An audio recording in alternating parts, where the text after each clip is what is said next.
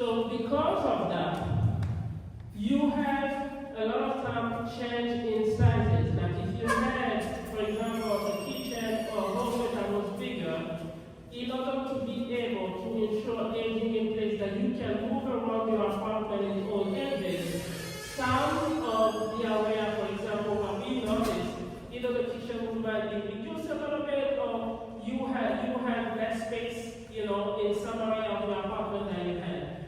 This is unfortunately, and I really understand, the feeling. Unfortunately, this is something that we cannot control. We cannot react without complying to DOB. Space is not my concern. The concern is that I don't see that much, by the work I've seen, I don't see that much money being spent on the reconstruction or renovation of it. And we are assuming those very high rents.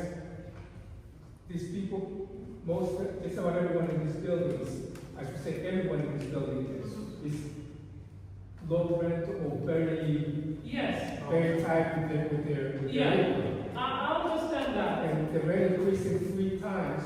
Yes. That's why you haven't been getting those rents, because they haven't been able to pay those very high rents. Okay. And we don't even have a reason to say, well, we're paying these high rents. The Look at the buildings. All they do is pay them. Okay, there is one thing that you have to understand. Unfortunately, construction costs, materials, was increased dramatically. And most, I would say, if not 60-70% or 70% of the loan amount went to facade repairs and less in unit repairs. Because you have to look at it this way. You want to stabilize a building. You don't want to have a building that will crumble. So, it makes sense for you to maximize whatever you can do in the building envelopes to secure the building envelopes instead of in unit repairs. This is the situation here. So we need, out of that loan, we need the minimum, not minimum, but the basic necessity for in-unit repair and maximize the building envelope to secure the safety of the building. Okay, I understand. So you say there's $50 million went on facade work, secure, you said 70% or 60%, how much is 70% of 60 million? Let's count it, how much is that? 47 million went into the facade. Is that what you're telling us? I mean, did I hear you correctly? Yeah. So, okay, I mean, for 40 million, I take this building down and I rebuild a brand new one. I mean, come on. No, if you want to do the new one, you're the 200 million. Trust me, I'm doing that. When we started the project, it was 2003, not 2025. So we were at the cost of 2003.